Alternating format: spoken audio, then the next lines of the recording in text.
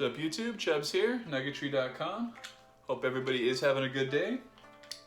A little bit later in the day on Wednesday. I'm getting ready, I totally spaced. I'm getting ready to head out. I'm heading, where am I going? I'm going to the San Diego Cannabis Industry Association Summer Sundown Mixer. It's at the Stone Brewery.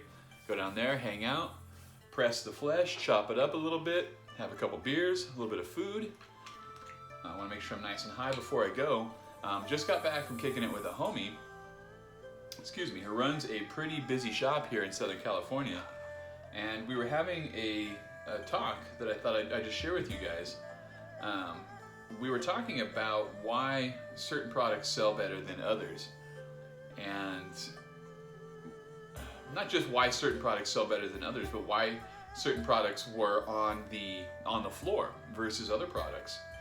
And it comes down to middlemen. You know, the middlemen in the industry right now, and I use the term middlemen in quotes, but my hands are full, so I'm not doing air quotes.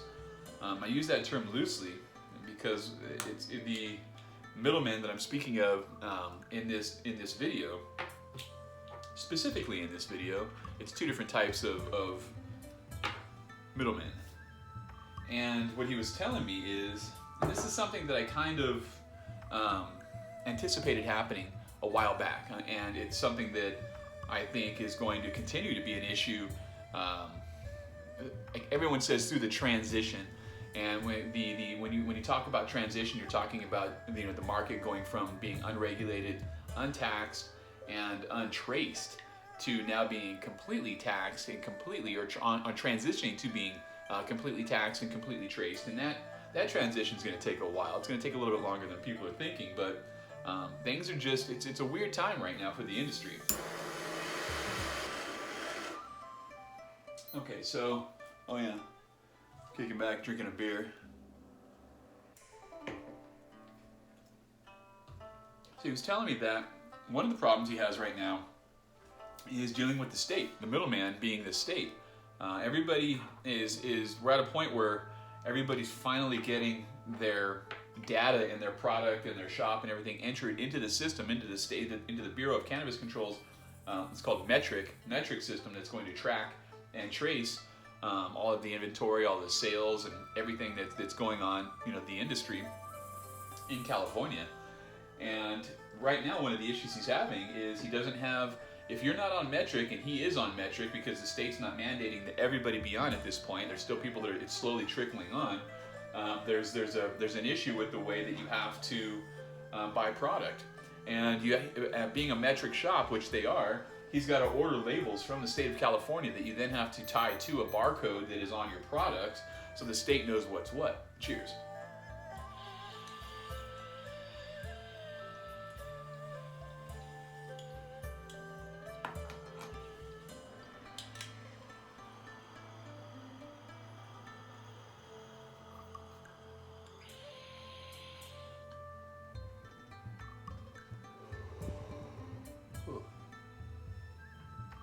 So he's got a whole bunch of product, flower, vape, edibles, concentrates, everything. And he doesn't have enough, I think he said he has 800 SKUs that he doesn't have labels for. 800 different products sitting in the back that he can't put it out on the shelf, excuse me, because of an issue with the state. He can't just buy product from a distributor, which is another problem that he's having to deal with, but I'll talk about that after this. He can't go right to the brand, to the manufacturer. He has to go to a distributor. That distribution, that distributor being in the middle, and then having to deal with the state and the track and trace program that the state's setting up, is just a nightmare. It's an absolute nightmare. And then we started talking, we started talking about distribution companies, and the problem he's having there is he gets no support.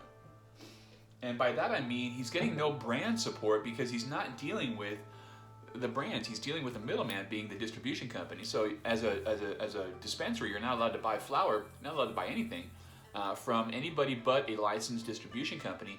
And most manufacturers, most brands don't handle their own distribution.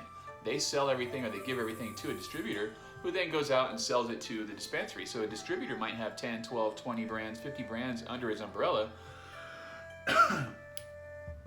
And as a dispensary, let's say you carry one and or all of those brands, you want to reach out to those brands and get some support. You want to have, a PAD, a patient appreciation or customer appreciation day or patient appreciation day, whatever you want to call it now. And you want, you want to get with the brand and run some sort of, educational campaign so that people understand the difference between these different products. And the distributors are being very stingy, and they're not being forthcoming with the contact information for the different brands that they work with, because they're afraid if they do, that the dispensaries will place orders directly with the brand.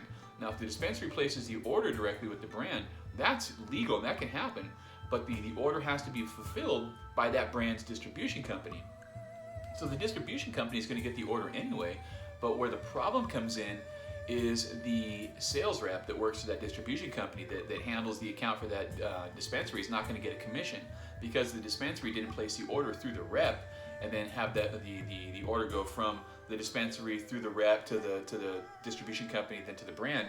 It's going the other way around. It's going from the dispensary to the brand, and the brand is saying, hey, we just took this order, go ahead and push it through and deliver it to this shop, in which case the distribution company doesn't owe the brand any commission because they already have a contract in place, and the sales rep technically didn't generate that specific sale. He might have generated the relationship between the dispensary and the distribution company, but it sounds like these distribution companies are being pretty cutthroat, and they're saying, hey, if you place, as a dispensary, if you place your order directly with the brand, and the brand informs the distribution company, hey, there's an order that needs to be fulfilled, please take care of this, that dispensary's distribution rep is not getting a commission for that order, which is causing a bit of chaos. It's causing the distribution companies not to provide contact information, like I said, because they're trying to keep them at arm's length. They want to be involved in all of the transactions, that way they don't miss out. So it's a middleman. If it's not the state, giving you grief and making things difficult by requiring that you have these track and trace stickers that he didn't have enough of, or if it's a middleman being the distribution company, being a pain in the ass and not providing you with the contact information you need to get with these brands so you guys can put together campaigns and collaborate with different ideas and come up with different ideas to try and educate the consumers as to why one product is different, better, more effective, cheaper, longer lasting, tastes better, whatever, than its competitor. Because what's happening, now that everything is tested, every single product in a dispensary has got a sticker on it that has the THC percentage. It's got a lot of other information as well, but it's got the THC percentage. So what people are doing is they're coming in, for example, let's say you're going to buy some concentrates, and you're not a super educated concentrate consumer. So you walk in and you see there's some shatter for $25 a gram or $35 a gram, and there's some sauce at $35 a gram. Now the sauce is coming in at 85%, and then the shatter is coming in at 86%. Let's say the sauce is coming in at 75% THC, and the shatter is coming in 1 point higher or 2 points higher, 76 or 77%. Excuse me. A&W. My beer's getting to me. So we have both of them cost $35. The shatter's coming in at a little bit higher THC percentage than the sauce is, but as a experienced consumer, I'm going to tell you right now that I'm going with the sauce all day, every day. It's going to get me higher, it's going to taste better, it's going to last longer. But what people don't understand is it's not just THC, it's all of the other cannabinoids and the oils and all of different compounds and everything that's in sauce that gets stripped out of shatter when you're making it. It's two different extraction processes. That education is not happening, and consumers are walking in and they're making their uneducated purchases based on information that's printed on the side of the package, and that is not the way you want to be buying that. As a consumer, that's not the best way to get the best bang for your buck. It just isn't. You need an education. You need an independent third party. You need someone out there who knows what the fuck they're talking about, educating you so you understand the differences between these different products and why they're at the same price. But even this one, even though the sauce might be a point or two less, and I'm not saying this specifically is the case, and it's not always going to, or maybe ever going to be the case, but it's similar instances are happening right now. And if the brand and the dispensary had the ability if it was easier for them to get together and contact each other, if the distribution part of the puzzle was just removed, not totally, because they have to fulfill the orders and they have to take care of it. They're an integral part of the triangle here. But if they just got out of the way, or not even get out of the way, it made it easier for the brand and the dispensary to work together, I think it would be a lot better, and I think that there would be a lot more information available online for consumers, and they would understand what it is that they're looking at. And when they walk into a dispensary and they see two products that cost the same exact price, and one is 3 or 4 THC points lower than the other, why the one that's got the lower THC might be the better buy. That's where the education component comes in, and that's what I'm talking about. So it was an interesting conversation, and I plan on keeping in touch with the homie and talking about the different things. I asked him right before I left, I said, what, other than what we've talked about, what do you need? Like, just if you can, make a short list, and I'll do what I can to see if I can help solve issues that, that might be easy for me to help with. Because the last thing I want to see is a shop not do well because of some odd middleman situation. I mean, dispensaries and brands have, it's like peanut butter and jelly. It's like kibbles and bits. And when you put something in the middle, middleman who's, for whatever reason, complicating the issue, that's frustrating. So, yeah, if you guys have any questions, any comments, any complaints on the topic at hand, use the comment section below. I'm going to get back into, fuck it, let's just take another dab right now. I was about to say I'm going to get back into taking another dab, but there's no reason why I shouldn't fucking dab right now. Talking a million miles a minute. Like a machine gun, like my mouth is a fucking AK-47. My words are my bullets.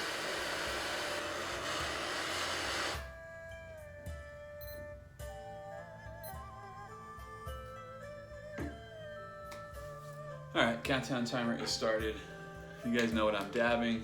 I'm just about out, but I'm still working on the Nug Premium and the Nug Refined. Doing the combination. That was a gram just a day ago. Day and a half ago. Goes quick, and it's not the only gram. This was a gram as well. It's a real thin layer. Actually, this is a gram and a half, I believe. Ooh. Okay, there we go. Now that's a nice dab.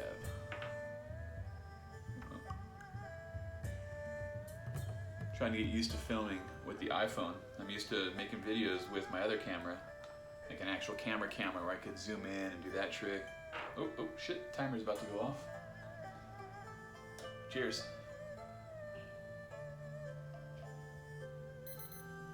Cheers.